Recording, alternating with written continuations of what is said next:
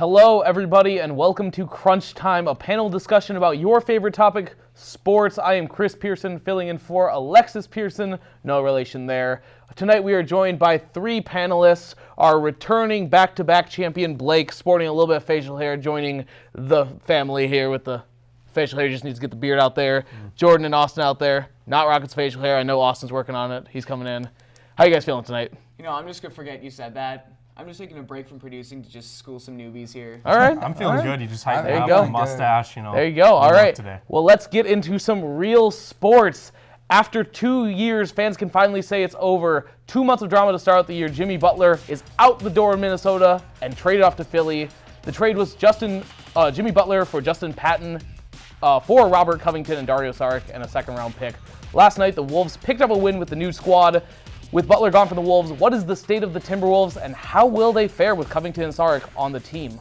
Well, I think, they're 2-0 now without Jimmy Butler, and if you watched the game last night, the floor spacing looked great. There was a point in the game where whoever drove kicked it out to the corner. They worked it all the way around, all the way to the other corner. They missed the shot, but the point is that, the floor spacing looked very well. The ball movement was a lot better, especially in the first half. They had like 21 or 22 assists.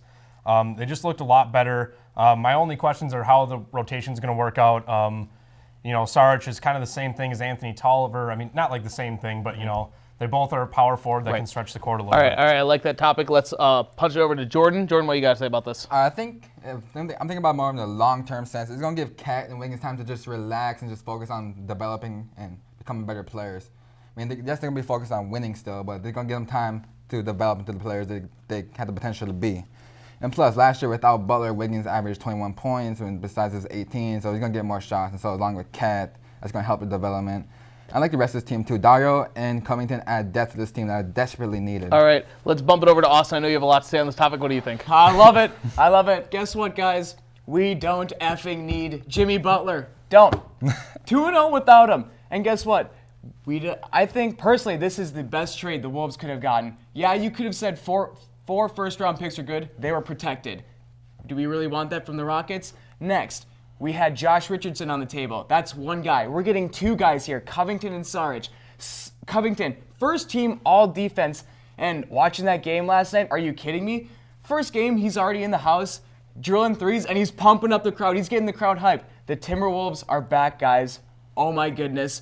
I can already feel the energy from the fans. Any fan of the Timberwolves right now is off the rocker happy right now. I just wonder, the Athletic reported that they were offered Mirotic and an unprotected first-round pick from the Pelicans, and the Pelicans aren't a playoff team. That's the only other offer that I would have considered.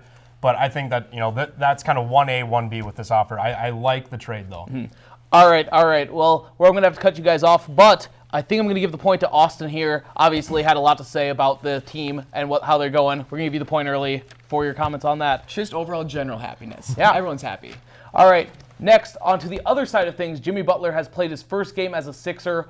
Falling to Orlando, Butler dropped 14 points and 4 rebounds in the match. It's been one game, guys, but how do you think Butler is going to fit in with the Sixer team, and will this push them into the finals conversation? Jordan?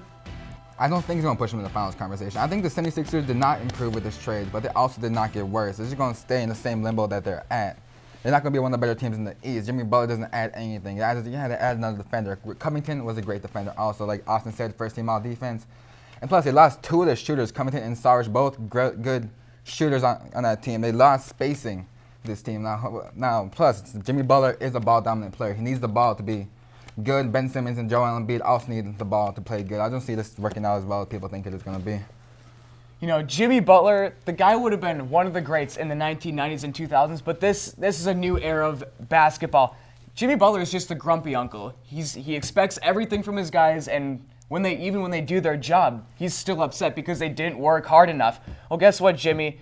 One could argue that his situation right now is worse than Minnesota's because they got rid of all their shooters. He's going to end up kicking out to Markelle Fultz, Ben Simmons, and when they decide not to take any jumpers, guess what's going to happen? All right, Blake? Nothing. I think it's funny when you say that he's going to be the one kicking it out, because I think he goes from the number 1 option to the number 3 option. He's a guy that needs the ball in his hands relatively to make plays. Do you think he's not going to? Yeah. No, I don't think he's going to get the ball. Let's let Blake get some we points talked in here. about what happened to Andrew Wiggins when Jimmy Butler came. I think Jimmy Butler just put himself almost in an Andrew Wiggins-esque role. Simmons needs the ball to produce, and he has no jumper, and he can't shoot, and he can't play off the ball. Brett Brown has said that they want Embiid to have his back to the basket. I just don't get how this is good for Jimmy Butler. For the Sixers, I don't get it either. They're going to have one player on the team who shoots over 34% from three, and J.J. Redick. How is that going to work? It's not going to work, but he's not going to be the third option because you all know it's Jimmy Isoball. When he wants the ball, he's going to take it. Well, if we see that, then it wouldn't surprise me if the Sixers trade him at the deadline. So we're not thinking they're going to be a finals contender with this. Oh, no. He's not going to be a finals contender. Not at all. I wouldn't even be surprised if it was a 7 or 6 seed. I mean, I think they're a playoff team, but it wouldn't surprise me if they even traded Jimmy at the deadline. All right, we're going to have to wrap it up here. I think I'm going to give this one to Jordan. You all kind of had the same take there, but Jordan said it first. Butler is not great for this team. He's not going to work out. So with that, we're going to move on to our big crunch for the night, the Eastern Conference. Things get a little more interesting with Jimmy moving into the Eastern Conference. Obviously, the West was very stacked, but with the addition, you can talk about possibly having him in there. You've talked about Milwaukee, Toronto, Boston. They're all in the conversation and looking good so far to start the season. With the East shaking up here a bit, does the addition of Butler change anything? What are your East predictions? Schindler? I gotta say, already counting on Philly, I don't want to hear it from anyone else. Jimmy Butler is going to ruin that team just like he did in Chicago, just like he did in Minnesota. He's the grumpy uncle. He's going to have something to complain about all the time. That being said, the best team in the East, and I know for a fact it's going to be the best team in the East, it is the Toronto Raptors. They're going to be the number 1 seed because of who? Kawhi Leonard, a top 3 NBA player. DeMar DeRozan was fine. He was good.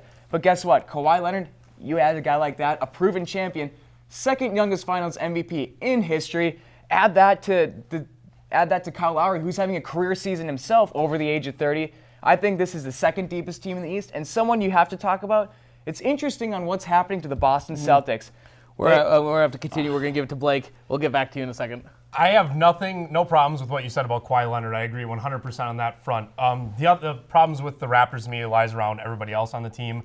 I just they have incredible depth, but they don't have a second star. I think Kyle Lowry's a nice player, but I don't think he's a great player. He's a borderline MVP candidate at this point. 16 points per game? 16 points per game? Okay, he's almost averaging a triple-double at this point. All right. But anyway, I'm going to say the Celtics are my team. The offense has started off slow, but the defense is second best in the NBA. Their rim protection has been better this year than it has been in years past. They need to be a little bit better rebounding the ball. But their offense will come around, and I'm not concerned at all about guys like Jaylen Brown and Jason Tatum and Gordon Hayward getting their mojo back. All right, we're going to go to Jordan. All right, I like what you both said. I like the Celtics. They have the most depth in the East, and their depth is what's going to carry them. They're going through a rough stretch right now. Gordon Hayward's not back to 100%, but once he's back to 100%, the offense is going to be flowing again. Their defense is already great, so it's going to get better as Hayward gets healthy. And plus, even with Terry Rozier, maybe one out of Boston, I don't see it. They're going to mend relationships in that team. They're going to be the best team in the East this year. I don't see any other team competing with them. The Raptors, yes, they're really good along with Kawhi Leonard, but the Boston Celtics, their depth is going to overtake the Raptors. See, here's the thing. The Boston Celtics, I never thought I'd say it as a basketball fan. They have too much depth. They have too many stars. Hayward, Rozier, Brown, all coming off the bench. Or not Hayward, of course, but Brown and Rozier coming off the bench. What are you going to do with these guys? These guys want minutes. These guys want points. They're 8-6 right now. They're not the same team as they were. Obviously, there's just too many mouths to feed at this point, and I wouldn't even be surprised. At some point in the season, I will bet money on it that there will be trade conversations on either Gordon Hayward or Jaylen Brown. And that wouldn't surprise me, but that would make the team better if they could go out and land a big and move, and add to their rim protection. Like Terry Rozier does want out. I've seen the reports. Terry Rozier is complaining about his minutes. And I understand, but there's too much. The talent is too good. I understand that people are frustrated, but I think that they're all under contract. So the roster they currently have right now, I think, is the best. Now, there could be problems and there could be trades, which would maybe change my opinion, but I think the roster right now is the best in the East. We're going to wrap it up here. I think I'm going to give this point to Austin again. He mentioned that Toronto is really good. One of those teams that's come out in the past couple years just couldn't get it done, but with Kawhi Leonard, they really have that chance. MVP candidate. There, you heard it right there. All right, that will do it for the first period of Crunch Time. When we come back, we'll discuss the new beef between Kevin Durant and Draymond Green, along with some big NFL matchups. Crunch Time, we'll be right back.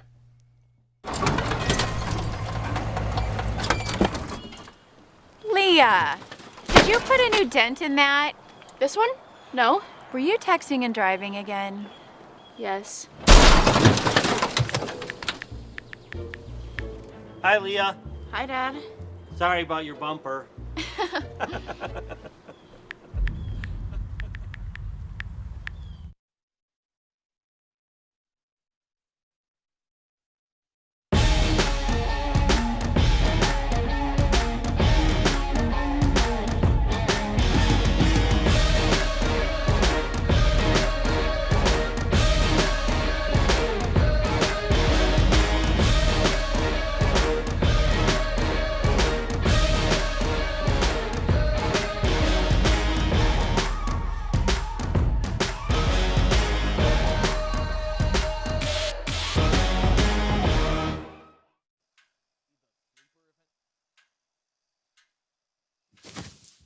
awkward. I'm the awkward silence. You try to avoid me, then there I am again. But an awkward silence can be a great thing. Like Kelly here is about to demonstrate. You haven't really been yourself lately. Are you okay? Find out how you can help a friend with their mental health at seizetheawkward.org. All right, everybody, welcome back to Crunch Time. After one round, we have a score of Schindler with 2 points, Jordan with 1 point, and sadly, Mustache Blake has no points right now. He'll get back into it. I can't say this. You're not getting cocky yet. You got to get cockier, I guess. I don't know. That's what I always say to you before, but I don't know. We'll jump into our next topic, though. We got the NBA with some locker room drama still in the NBA here. Kevin Durant and Draymond Green got into a spat the other night in Los Angeles against Los Angeles Clippers. Green and Durant exchanged some words after Green's turnover that sent the game into overtime. Reports say Draymond has questioned KD and his commitment to the team after this season. So, guys, is Green do the right for doing this, and will KD stick around after this season? Blake? Well, I think that KD is probably not going to stick around. I mean, it's kind of a money thing. I think that they're going to keep Clay and let KD go. The original big three is Draymond, Clay, and Steph, and I feel like, I don't know, Draymond has said that this has been a problem in the locker room kind of all season, but it just kind of came out, and I don't know, I think that the Warriors front office, you need to side with Draymond. I don't think you know what Durant is doing, and I think within the front office, if you have to kind of, if they know that Durant's leaving, then you side with Draymond because you need to keep the guys that's going to be there longer. All right, happy. Jordan? All right, but I do like that, but what you just said, Blake. But I think they need to mend relationships right now for the finish the season off. I agree with that. They want to get the three-peat. They want to go for the three-peat. They need to mend relationships. I believe they will. It's a long season, just like Klay Thompson said. It's gonna blow over like a ponytail. But they're gonna need to mend relationships, and this team will be back in the finals again. No other team in the West is gonna take them out. I seriously have no idea what Draymond is doing. If you want KD to stick around, what are you doing getting in his face? We kind of know that KD... That's the type of player Draymond's always been. He's emotional, but if you want Kevin Durant to stick around, what are you doing? And on Kevin Durant's side, what obligation does he have to stay? Kevin Durant can do is just roll his eyes and be like, whatever, I'm leaving now anyways. That's not what Draymond wants. That's not what the Warriors want.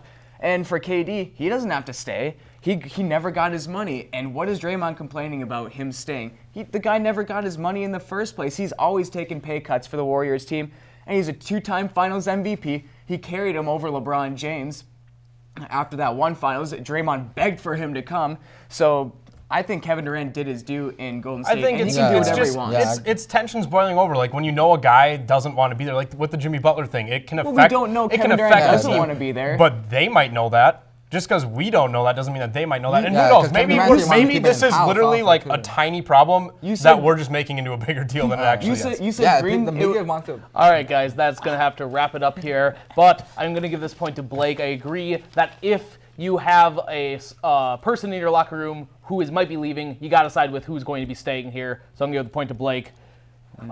We are going to move on to the gridiron with a huge NFC North matchup, this week as the Bears host the Vikings at Soldier Field this week. Winner of this game takes sole possession of the NFC North. Chicago has been quite a surprise this year. Their defense looks dominant, and Mitchell Trubisky is turning some heads after a stellar performance against Detroit. Minnesota is coming off their bye week with a fully healthy Dalvin Cook and Stephon Diggs set to return to the lineup. A huge matchup here, guys. How do you think this is going to go? Jordan? I think it's going to be a defensive matchup. Like, the Bears' defense is very real. It's really good. But I think the Bears' offense is fool's gold. It's not going to be – their offense is overrated. They played against teams – all their wins are against teams that are under 500. And so far, I just think their offense is fool's gold. And the Vikings have more weapons on offense. This defensive battle, that's who wins the games. The team with better weapons on offense. And the Vikings with Thielen, everyone else, they're gonna win this game in the defensive battle. I got to say, I think the Chicago Bears are – just as good as they're better than what people thought they were. And it's in Chicago. The Bears are who we thought they were. The Bears are who we thought they were, but better, but a little better. The Bears are 4-1 at home this season. In the past 4 years at Soldier Field, 2-2 versus the Vikings. They split it up. And those 2 wins that the Vikings had, they only won by 3 points in each game. The Bears always play the Vikings tough. I just think the Vikings are battle-tested. They're fresh out of the bye. Rhodes is banged up. bar banged up. Everyone's healthy now, and they know this is a huge game. Let's go to Blake. Well, you brought up that the Bears were a surprise team. I just want to rewind the clock to last year when I said that the Bears were going to finish second in the NFC North this year. And you brought up Dalvin Cook, and I think he's the key to the Vikings winning this game, and I think they're going to win this game. The Bears are great against the run. They're ranked second in the league against the run. The Vikings are ranked third, so the Vikings are going to have to throw the ball. Well, last week, the Lions running backs combined for 12 catches for 119 yards and 2 touchdowns out of the backfield. Dalvin Cook is 100% healthy, and I think that what he can do out of the backfield in the pass-catching game is going to open things up a lot more for Kirk Cousins. It's going to open things up more for the offense, open things up downfield for Stephon Diggs and Adam Thielen. And I just think that if the Vikings can neutralize the pass rush, and Cousins can easily pick apart the secondary. I'm just really worried about that Bears pass rush as we've seen this line fall apart. Talk about Khalil Mack. Khalil Mack the last 3 weeks is graded below a 60 in his pass rush when he started the year at 90. The last 3 weeks he's been healthy. Is he not still Khalil Mack? Is he still not? I Just to understand. clarify, you're all Vikings, going for the Vikings. I'm going game. Vikings, but it's going to be a battle. I'm taking Vikings by... Vikings, Jordan, Vikings? Yep, the best of I'm going Vikings by 7. Vikings by 7. All right, so close matchup here. I think I'm going to go with Blake again on this one. He talked about it. He said that the Bears or the Vikings running game, with everybody being healthy, they're a scary team. That's where they're going to get their points. So that's what we got. We're going to move on to the other matchup that everybody are keeping their eyes on this week, and that is the 1-loss Rams hosting the 1-loss Kansas City Chiefs, both 9-1 in Los Angeles. This game was originally supposed to be played in Mexico City, but when field conditions were not ideal for players and team members, some were considering staying out the game. Now that game has switched it up, and it's in Los Angeles. The battle of NFC's and AFC's finest. Who comes out on top, and is this a possible Super Bowl matchup? Schindler? This is definitely a possible Super Bowl matchup. I don't think the Chiefs are going to make it. But thank goodness this game got moved, because we haven't seen a quality Monday night game in I don't even know how long. But what puts me over the top, the Rams are winning this game. Why? Because the Chiefs are what the Rams were last year. First year, full starting quarterback in Patrick Mahomes. They got the young guy. All their guys are really young. And with that offense, it just looks like the Rams were last year. The Rams, on the other hand, have been doing exactly what they've been doing all year. Electric pieces all around. And it's going to be a shootout. And what's going to be the difference in this game is Sean McVay. It's going to be, we all know it's going to be high scoring. Have to go to He's Blake. going to pull something out of his hat. I agree. I've got the Rams winning this game. The only thing that could throw a hiccup in that is how are they going to react to losing Cooper Kupp for the season? Who's going to take over that wide receiver 3 spot for this team? But yeah, the Chiefs are bottom 10 against the rush and the pass, and this is 2 explosive offenses, and I'm going to give the edge to the team with a slightly better defense. Gurley should be able to slice the Chiefs apart, and when he's going, this Rams offense is unstoppable. They run play action, and they're ridiculously good. We got to get to Jordan. Jordan, go for it. All right. Unlike both of you, I like the Chiefs in this game. The Chiefs are going to be the first time in a long time Andy Reid has won a primetime game, a game that actually matters. But I think the Chiefs have more weapons on offense. And the defense is relatively ranked pretty close. I think Chiefs are 19th in defense. The Rams are ranked 14th, so it's not that far off. But the Chiefs just have more weapons on offense with Tyreek Hill, Kareem Hunt. Todd Gurley, MVP candidate? Hang on. But the big thing that's going to hurt the Rams' passing game is the loss of Cooper Kupp. He did so many little things on that passing game that helped the Rams so much. And I think it's going to make a huge blow. It's going to be way more of a blow than people actually think. Did Keenan Reynolds not step in when Cooper Kupp was out those couple weeks and put up And I pretty, think really that decent Kareem numbers? Hunt is a very good running back, but he has not been used a whole lot this year, especially running the ball. And they clearly want to feature Patrick Mahomes. Their offense is based off of explosive plays, and I think with Sue and Donald up the middle, they're going to be able to disrupt the game plan. All right, we're going to wrap it up. I think I'm going to give this point again to Blake, picking up a third point now. I agree with you. The Todd Gurley is such a key piece here, and the Chiefs are just not quite there yet. So we're going to go to break. That ends up for round 2. When we come back, we'll have Le'Veon Bell talking about him sitting out the entire season. Good or bad move, and is Eli Manning a Hall of Famer? We'll have that discussion when we come back. It appears these hot ashes are about to be dumped, which could possibly start a wildfire. How will Smokey deal with such a hot situation? The garden hose defense. Next, a thorough stir. Then another spray. And finally, feeling if the ashes are cool. Oh, yeah. Ah, yes, the selfie. A ritual practiced so frequently with this tribe, but not so much by Smokey Bear. Only you can prevent wildfires. Welcome to Husky Tonight. Yesterday, I just polished off a whole pack of Capri Sun, and tonight, I'm whipping out the hard stuff, Danimals. How can you do that? I banged the thing. Hockey ain't even a real sport. I'm sorry, bud, but you're gonna have to make like Toronto and leave. You wanna hear fat? What's your name? I don't know. Hamilton was adopted from a rescue in 2008. He really likes to be around people. And as soon as I start to make my breakfast, Hamilton is right there. I get out my mat and I'm doing a downward dog and he's underneath. He's quite the pug about town. He gets invited to a lot of parties. He knows he's a pretty big deal. I mean, look at this little face. How could you not love him?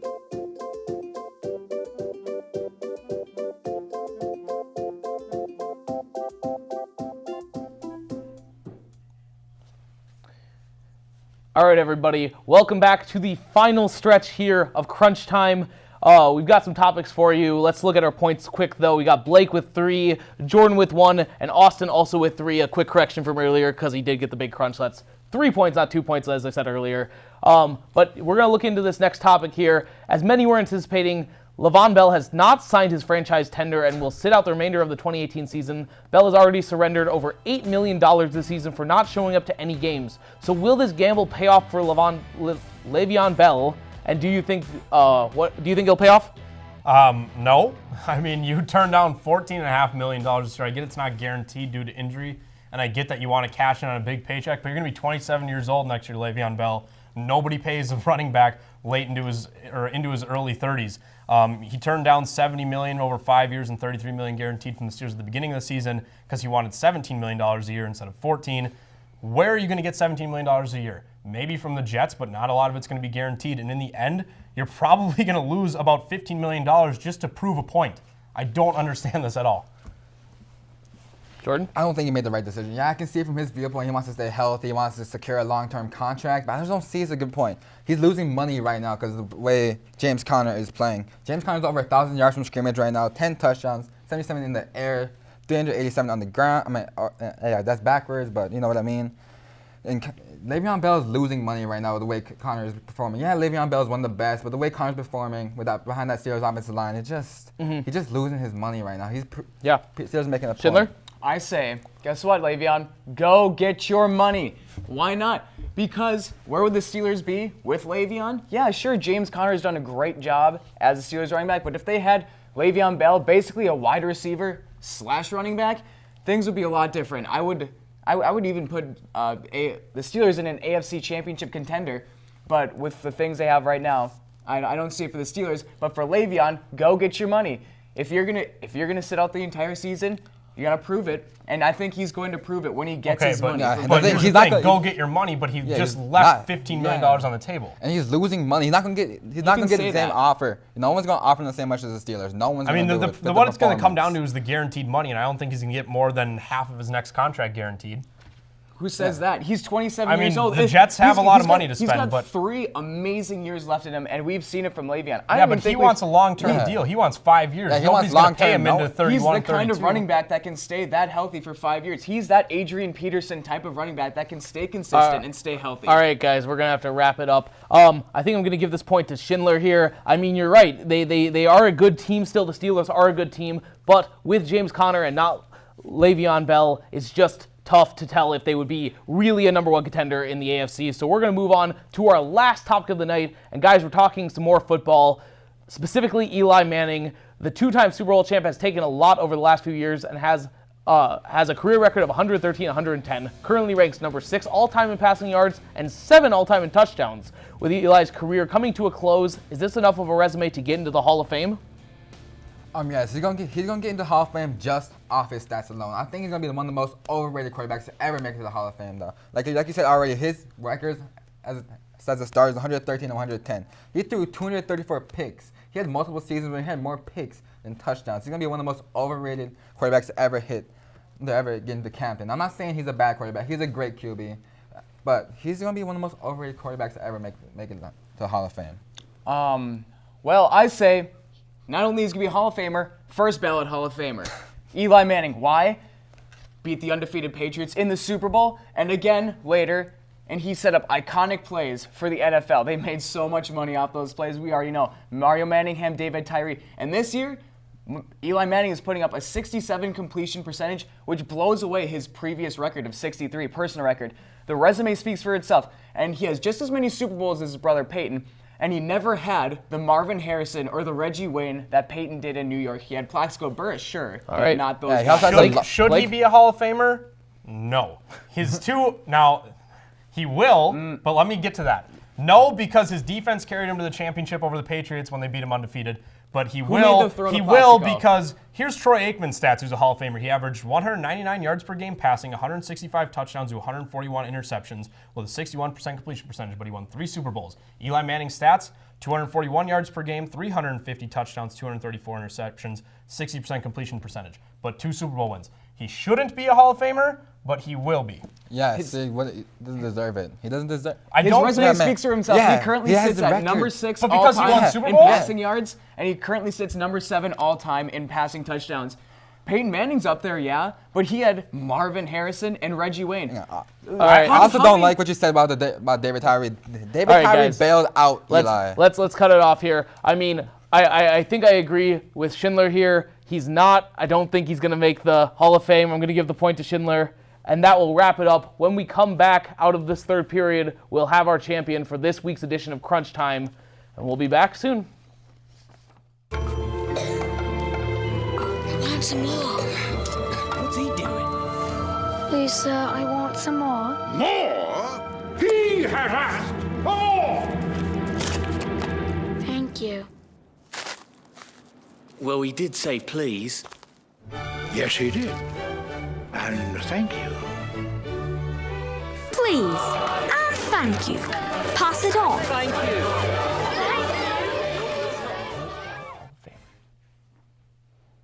All right, we are crowned a new champion, the man who finally took down Blake after 2 weeks, Austin Schindler, our fearless producer, back on the table. What do you got to say? Final drive. Got a couple seconds, so go for it, whatever you got. 1 for 1, came in, executive producer, first time stepping in this year, and guess what? Took the cake. Good stuff. Good stuff. There it is, 5 points. You saw it. We maybe be back next week, we'll think. Maybe, possibly. All right, but we will see you next week. We got to toss it out. See you later. If you have a story idea or see news happening, call our news tip line at 320-308-UTVS or visit us online at utvsnews.com. What do you think you're doing, Kevin? Was just gonna drive home. There are several warning signs present that you shouldn't be driving. Like hearing voices? Like your text-to-emoji ratio? Oh man, the selfies. Selfie nailed it. We all have warning signs that let us know that we're probably not okay to drive. Mine is pretending to be your subconscious. Craig, come on man, let's split a ride home.